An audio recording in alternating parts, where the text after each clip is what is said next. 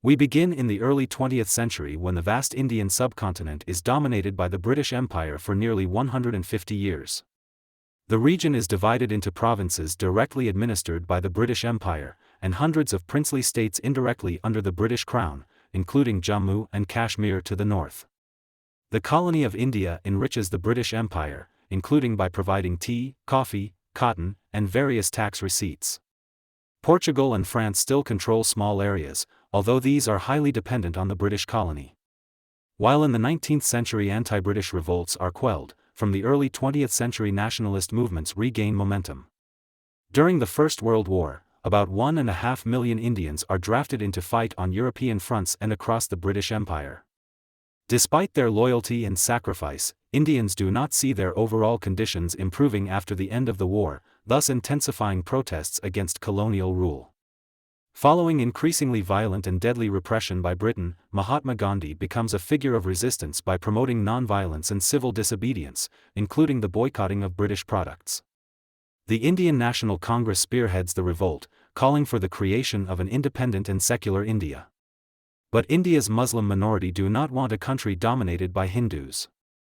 Their political representatives, the Muslim League, calls for the creation of an independent Muslim state. In Europe, the Second World War breaks out. The British Empire focuses all their available resources in the war against Nazi Germany.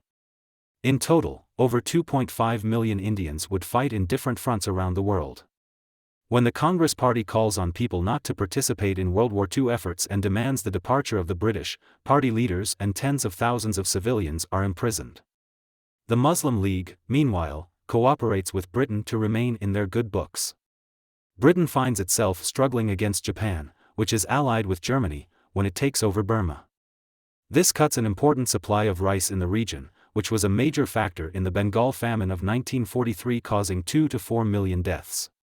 To calm things down, Britain promises to discuss India's independence after the end of World War II. In 1947, Britain meets the Congress Party and the Muslim League to negotiate the country's independence.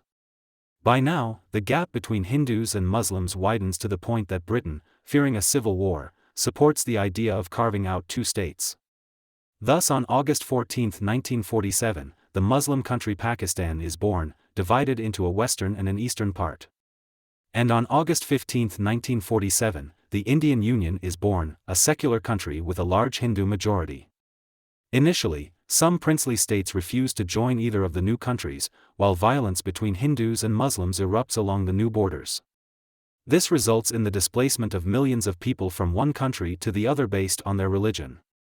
In the south, Britain still retains Ceylon for a few months despite fighting between Hindus and Buddhists. The Hindu Maharaja of the princely state of Jammu and Kashmir, which has a majority Muslim population, doesn't initially join either India or Pakistan. When Pakistani troops infiltrate the border in an attempt to seize the state, the Maharaja asks India for military assistance in exchange for integration into the country. This is the beginning of the First Indo-Pakistan War. After 2 years of fighting, the United Nations negotiates a ceasefire and draws a temporary border. This border isn't completed because of the Siachen Glacier in the northeast, uninhabited and almost inaccessible. It would be claimed by both countries.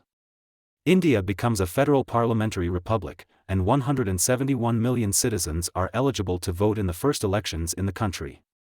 As the world is divided into two camps by the Cold War between the Soviet Union and the United States, India opts for neutrality by becoming non-aligned. This brings it diplomatically closer to African and Asian countries. But a visit by the Indian Prime Minister to the USSR marks a rapprochement between the two countries, which does not please its Chinese neighbor. After China takes over Tibet and the Dalai Lama flees to India, tensions rise between the two countries. Moreover, China refuses to recognize the 1914 McMahon Line drawn by Britain in the east of India and claims a territory of Kashmir. In 1962, China attacks India and quickly captures the two territories. China then declares a unilateral ceasefire, retains control of Aksai Chin, and withdraws from Arunachal Pradesh, although not recognizing the border. Hereafter, China fosters closer diplomatic ties with Pakistan. Pakistan tries to capitalize on India's defeat to China. Pakistani soldiers disguised as civilians infiltrate parts of Kashmir controlled by India, and push the local Muslim population to revolt. When Indian forces counter the infiltration, it sparks the Second Indo-Pakistani War. Both countries try to invade the other's territory. But seeing the Indian army come dangerously close to Lahore, China threatens to intervene on Pakistan's behalf. The UN steps in and obtains a ceasefire, followed by a return to pre-war boundaries. In 1970, a separatist party in East Pakistan gains a landslide election victory. In response, the Pakistani army takes over and violently suppresses independence movements. Millions of civilians, mainly from the country's Hindu minority, go and seek refuge in India. India signs a treaty of military cooperation with the Soviet Union and, in response to Pakistani airstrikes in North India, intervenes to expel its troops from East Pakistan. The United States then intervenes on Pakistan's behalf to negotiate a ceasefire. Bangladesh is recognized as a new independent state, while Pakistan finds itself weakened. 3 years later, India surprises the world by conducting its first nuclear tests, sparking international concern. India increasingly faces separatist actions from Assamese, Sikh, and Kashmiri groups demanding independence. Sikhs are practitioners of Sikhism, a monotheistic religion dating from the 15th century. The majority of Sikhs live in Punjab, where a radical rebel group takes up arms to demand independence of the region. The group occupies the Golden Temple, the religion's most sacred shrine. After the failure of negotiations, the Indian army storms the temple and neutralizes the occupants. In retaliation, Indian Prime Minister Indira Gandhi is assassinated by her Sikh bodyguards. This is followed by region-wide riots between Sikhs and Hindus. Finally, moderate Sikhs coming into power in Punjab would calm the situation. In Sri Lanka, civil war takes place between an armed separatist group from the Tamil minority who are Hindu, and the Sinhalese government who are majority Buddhist. India, with its sizable Tamil community, supports its brethren in the war and parachutes supplies to besieged cities. Eventually, India and Sri Lanka negotiate a ceasefire, according to which the latter must accept some Tamil claims in exchange for India sending a peacekeeping force to help end the civil war. Although large-scale military operations were not originally envisaged, the Indian army engages in a series of battles against the Tamil separatists. To the point that the Sri Lankan government finally demands the departure of the Indian army from the country. In 1992, right-wing Hindus destroy the Babri Masjid mosque dating from the 16th century, which they believe is built on a sacred site for the Hindu religion. This angers Muslims and revives religious tensions in the country. Deadly attacks erupt, and for the first time, the city of Mumbai is affected by terrorist bombings. India accuses Pakistan of supporting the attack, which it denies.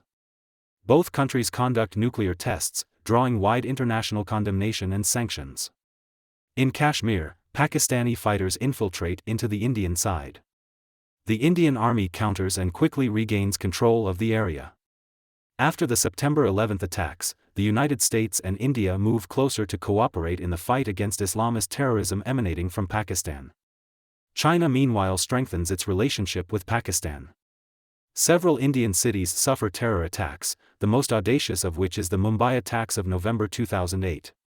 Despite some attempts at finding a breakthrough, Indo-Pakistani ties remain tense, mainly over the contested region of Kashmir. Here is the map from Pakistan's point of view, and here is the map according to India. Thank you for watching and please subscribe to our channel Pouring Knowledge for more videos like these.